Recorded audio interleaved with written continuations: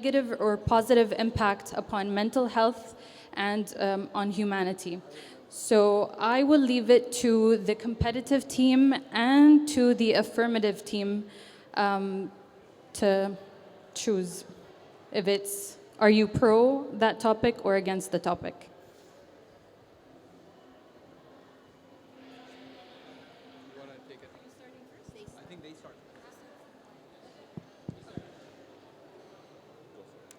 What do we say? What the fuck are we doing? Just say the affirmative team. If they start talking.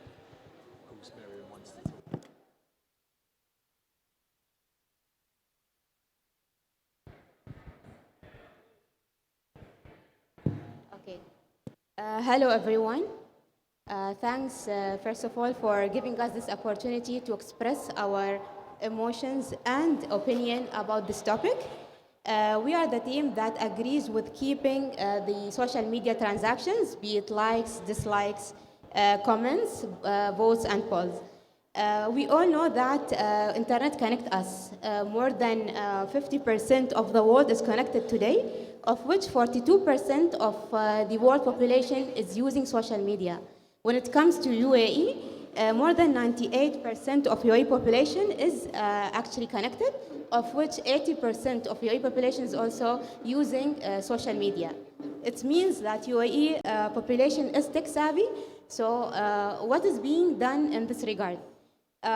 Before actually talking about the impact of social media expressions, transactions on our mental health, it's very important to shed the light on the digital literacy and knowledge for the users of those social media.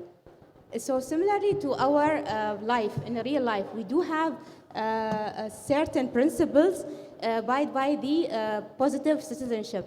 In the same way, in the digital world, we do have set of principles that guide our life in the online world.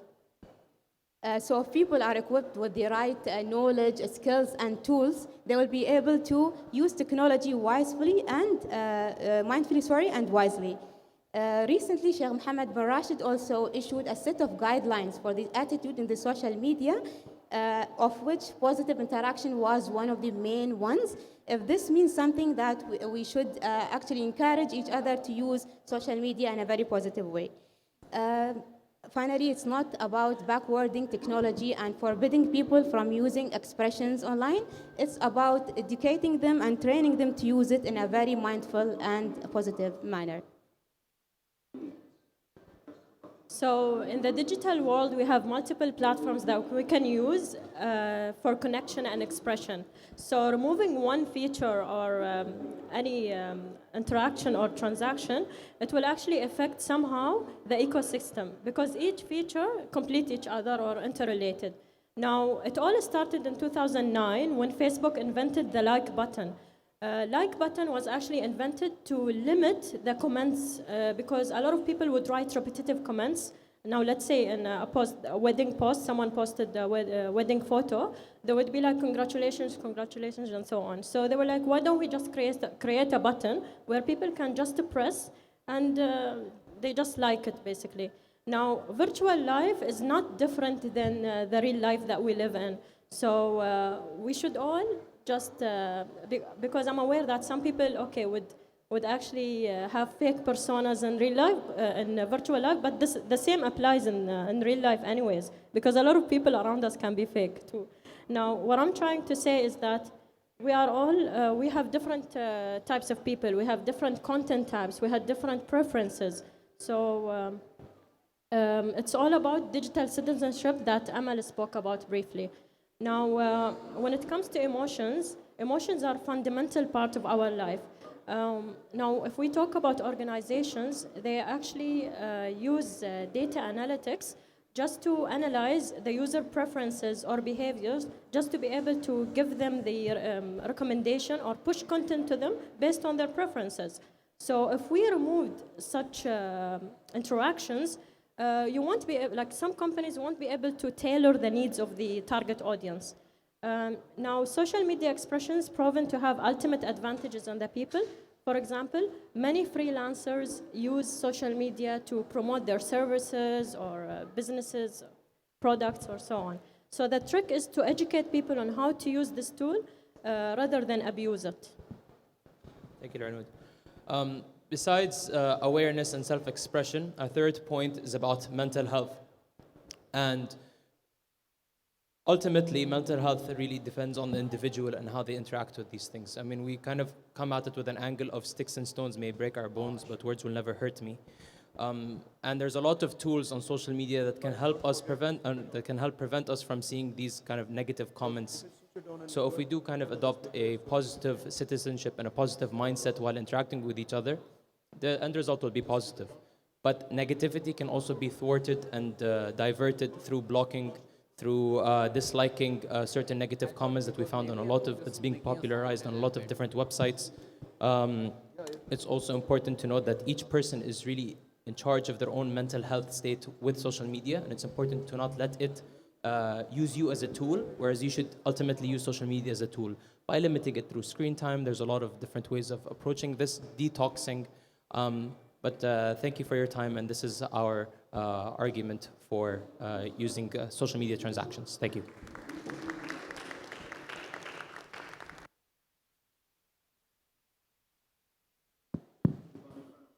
First of all, I'd like to thank everybody for taking the time to join us today. Today we're talking about the transactional nature of social media and the impact it has on mental health. And we are of the view that it has a negative impact on mental health. I'd like to also thank the team for starting off. Appreciate your comments. From our perspective, I would like to start with a quote on the subject matter of whether social media is addictive. And just bear with me. I feel, closer. Hello.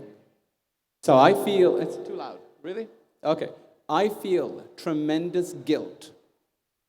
The short-term, dopamine-driven feedback loops that we have created is destroying our societies. Now, that is not something that I made up. This is actually what the ex-VP of Facebook's user growth had actually said to students when he was asked about the addictive nature of social media. So the people that created it are actually saying it's addictive. And they are expressing their guilt. And how does it become addictive? And what are they talking? So the first point is, it is a designed addiction. So it has been thought out, planned, and designed.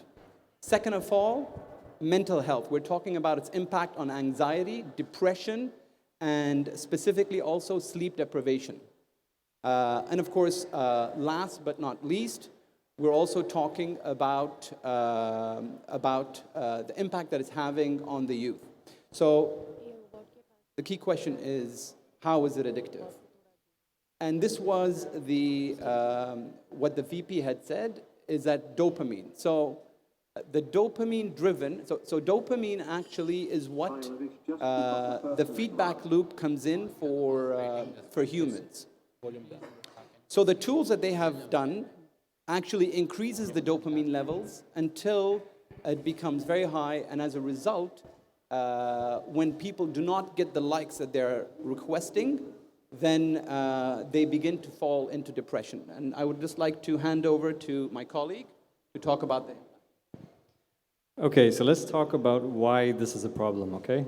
We have 2 billion or more Facebook users around the world. The average user spends 2 hours a day on social media.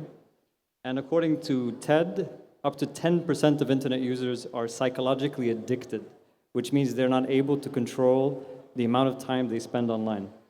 And the transactional tools that we're discussing here amplify what they call social competition, so something that exists within us naturally. But instead of being us versus our friends or us versus our community, it's literally us versus the world, and there's a lot more for us to take in. Now, I'm glad my colleague mentioned Facebook's invention of the like button.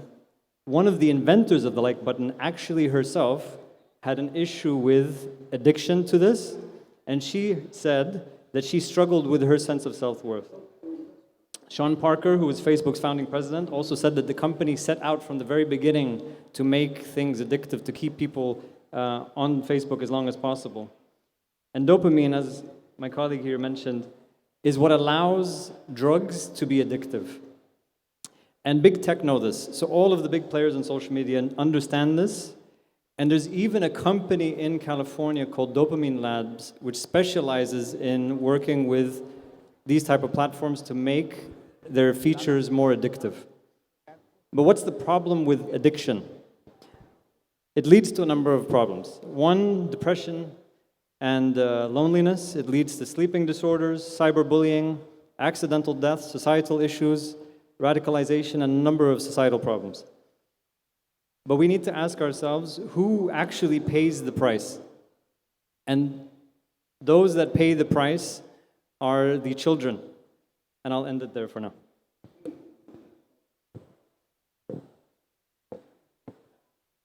Thank you. Okay, affirmative team, you have 3 minutes to respond. So the first thing I want to respond with is the addictive nature of social media that they've talked about. While yes, it can be addictive, there are many things in this world that can be addictive. Coffee, for example, is addictive. Sugar is addictive. There are normal pills that are used that can be addictive. What's important is self-control and monitoring that we have to impede on these kind of limitations. While it is easier to be addicted to social media, yes, because most of it is for free, it's easy to access, it's on our phones all the time. There are software developments that can limit, for example, screen time on your phone. And that all has to come from an internal source within, that you want to take control over your life and to not let these substances take control over you.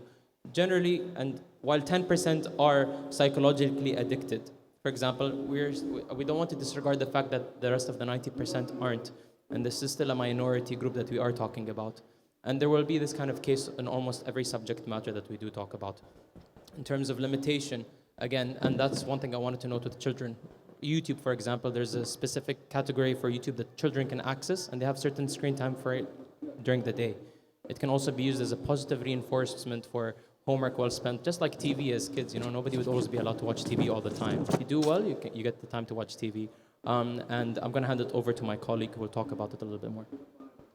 So I'm glad that you actually brought up the Facebook like button inventor. I'm gonna talk about one of the engineers. His name is Justin. He was part of the team who invented the like button.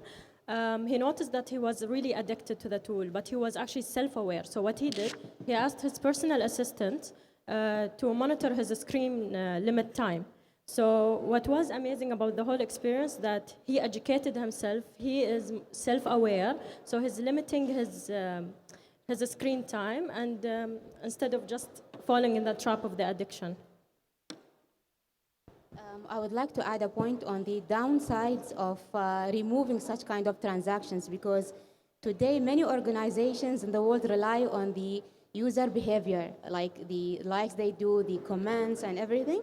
So if in case we remove such kind of transactions, what will be the impact on these organizations? What sort of improvement they can give to the people after analyzing their data, if there's no data actually to analyze? You know that technology advancements requires data analysis in order to provide better and best solutions for the community. Thank you.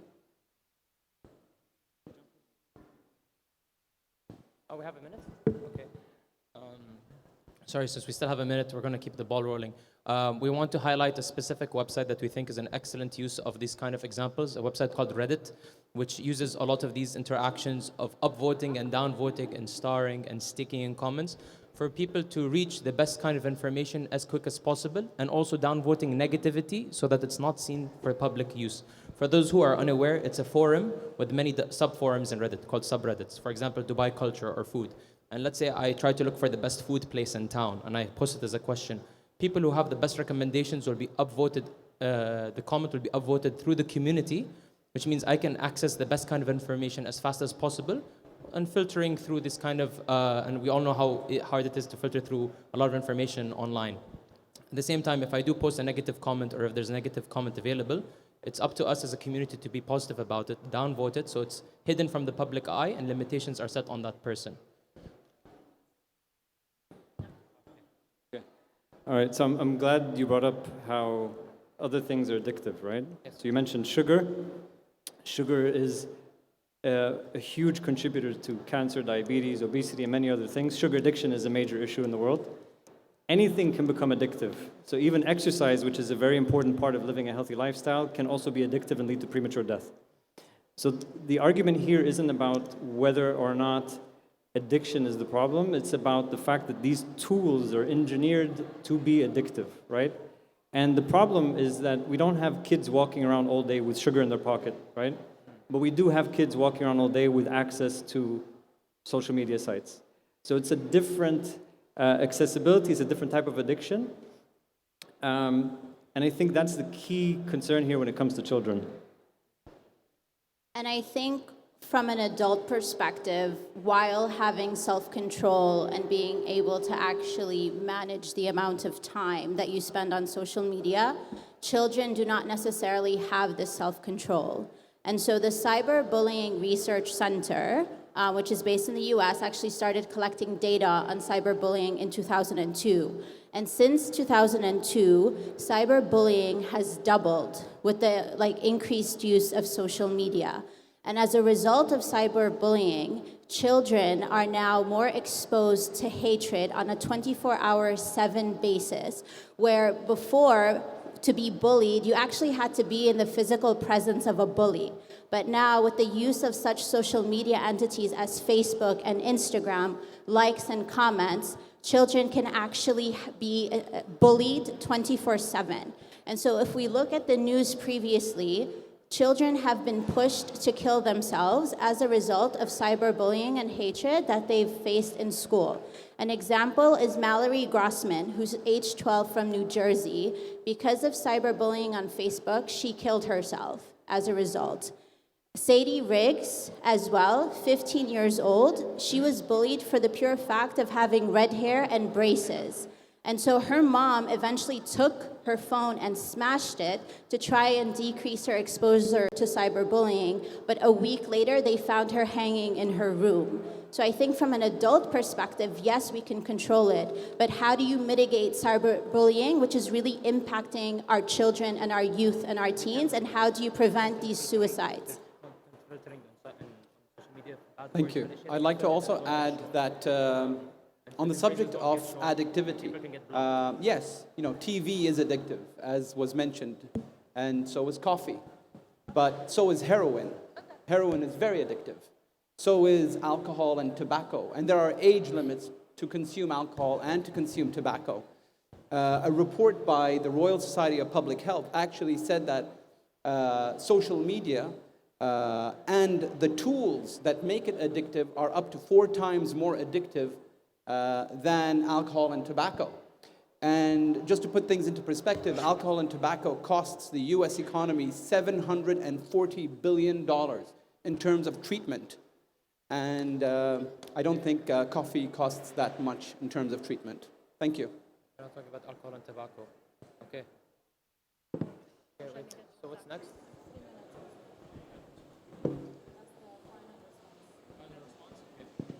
Okay, to start with, I would like to talk about the cyberbullying and its impact on the mental health. There are no studies that prove that there is a direct relationship between cyberbullying and mental health in terms of leading to suicide. And that is based on a recent study that was done by the University of Pennsylvania. There is a correlation, but there is no direct relationship that make or force a person to, even if it's a kid, to commit suicide. And when you speak about the children using social media, why the children are using social media in the first place without supervision of their parents? If the right education and awareness is given to them, the right of supervision and parental controls are set in place, it will not reach the limit or to a level where the kids may actually get depressed and, have a negative impact on his usage of the technology. I'd like to add a point as well. Now, the beauty about tracking metrics that we have in social media, we are more aware about the cyberbullying that happens because bullying is everywhere in virtual world or even in real life. So what happens, you use such transactions or interactions on Twitter Twitter is just an example of one of the social medias. You can just raise awareness that there you go, there's bullying happening here, or there are videos about it, and so on. So using social media for awareness is very important, and you can track it as well in terms of bullying. Besides that, even if there's a lot of controls over content filtering that parents can set for children, if we're talking about children in this specific case, or for anyone. If there's certain words you don't want to see, hate words, things that could be racial slurs, or certain things that could be appalling to the eye that you could see or read, it's completely up to the control of us and people who can set these controls to not see them. That's number one. Number two, while we were talking about things that are addictive, yes, alcohol and tobacco are addictive, but again, there is an age limit on that. I agree, I understand that. But again, with social media not having that age limit, we are setting them in place for children specifically. And for us, it's important to be educated, number one. And that's why digital intelligence and digital citizenship is really important, because I'm sure the fair share of people who are sitting here as well has had some case in which social media has affected their life in a negative manner. But these things are made so that we can overcome and use it as the tool that it was intended for us to be used, as something to raise awareness, to educate ourselves, to share things in a positive manner, so that we could understand and better society. There's many things that I know I would have missed, for example, this panel if I didn't use social media, for example. And this is just a great example of the tool. How much time do we have left? 15 seconds. In conclusion, because we have to give our conclusion marks, right? Later? Okay, so that's it. Okay, thank you. Can I add one point though? Omar, by the way, since we are talking about social media transactions, I follow you on Twitter and I noticed that you use one of the transactions, which is the poll. So if we are arguing about removing it, then how come you used it? Correct. Don't get too personal, don't get too personal. All right, do we start? All right. First of all, I'd just like to say to the point that cyberbully is everywhere. And, my colleague Ubaid had mentioned that. So is fake news. So are guns. If you go to the US, you can get guns and you can shoot people. That is available everywhere. The fact that something is available does not mean that it has positive effect on mental health. The fact of the matter is it has a proven negative impact on mental health. And yes, I do use some of the same things social media provides, but I do not use it consistently also, and that's in my own defense. One last thing is the US, there is a senator that's starting a bill to show even how governments perceive this. It's called SMART, which is Social Media Addiction Reduction Technology, which is trying to limit, not social media, but trying to limit the features that are addictive within social media. Thank you. So while I understand that there is currently no direct correlation between cyberbullying and suicide, there is a direct correlation between bullying and suicide. So from 2008 through now, suicide rates and admissions into suicide-related deaths in hospitals have doubled in the US in children and in teens. Psychologist Jean Twenge describes the I generation, which is our generation, the internet generation, on being on the brink of the worst mental health crisis in decades, and links this to the use of social media. What's really interesting is that social media gives people the ability to be anonymous or semi-anonymous. So when you're on social media, you're actually more likely to act in a way that you would not if this individual was in front of you. So that sense of anonymity emboldens you and actually allows you to do things that are more violent. Oh, and one last point. The Megan Meyer Foundation actually found that 90% of suicides are related to mental illness. So there's an indirect correlation between cyberbullying, the mental illness that results from it, which is anxiety, depression, isolation, sleep deprivity, and then suicide.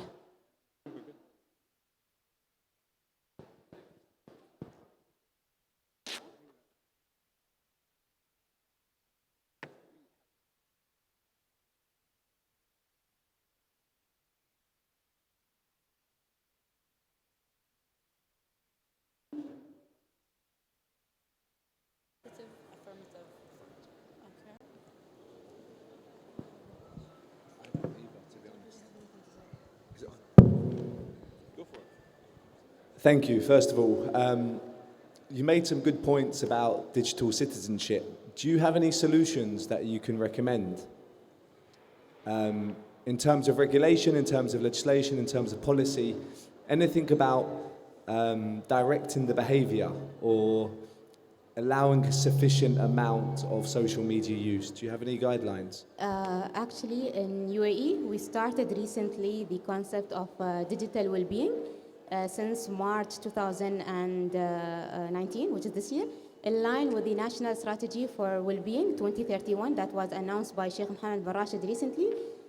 This initiative will have a lot of, we can say, sub-initiatives to do with awareness and education, such as camps at schools, online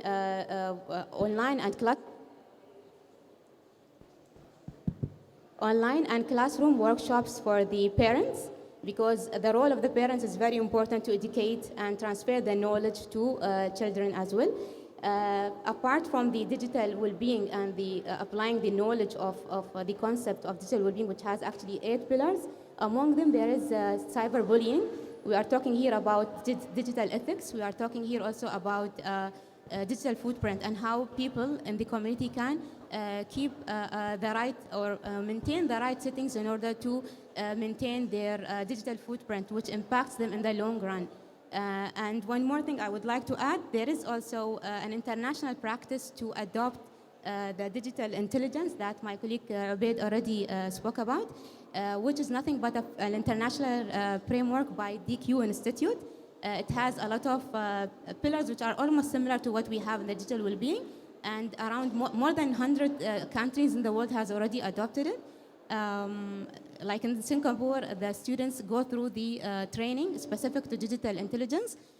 Whenever there is a weakness for specific students, they get trained in order to uplift them to a level where they have a proper digital intelligence. Thank you. Thank you. And just one more question for the opposing team. We mention other addictions such as coffee or drugs or, you know, anything else. But to play devil's advocate, if you look at, for example, Portugal legalized drugs, I think about a decade ago now, just over a decade ago now. And the results have been quite astonishing, to be perfectly honest with you. So just again, to play devil's advocate on this, by completely going, can you achieve the right behavior by forcing it? Or do you believe that you have to go cold turkey on it? That's what I'm trying to get at.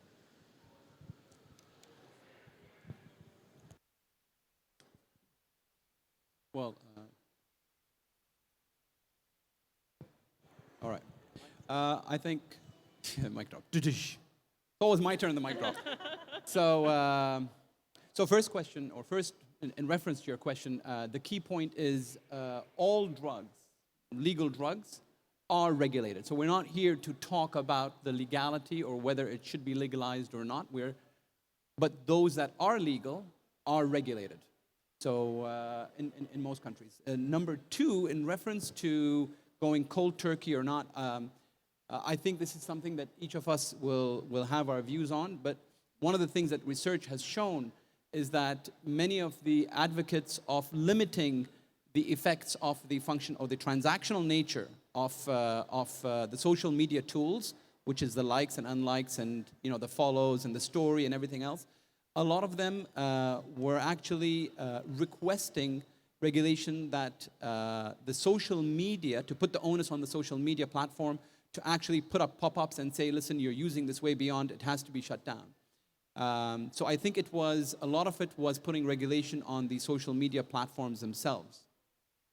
And I think if you look at it historically, epidemics or drugs or tobacco or even cocaine and Coca-Cola were legal at some point. So it takes society several years before the actual impact that drugs or, tobacco or social media has for society to make the necessary changes, or countries and governments to make the necessary changes to protect their people. I think we're in the middle of the cusp of this, where the actual impact that this is having will not be felt, is being felt right now, but the full impact will not be felt for a few more years.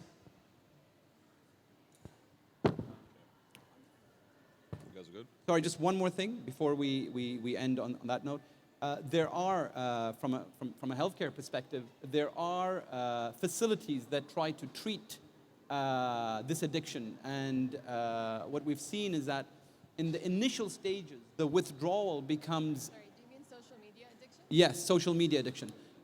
The withdrawal actually becomes, I spoke to a psychologist and they said the withdrawal symptoms of not having their phone, not being able to communicate and not receiving the validation and the likes and everything else at times becomes overwhelming as much as any other drug.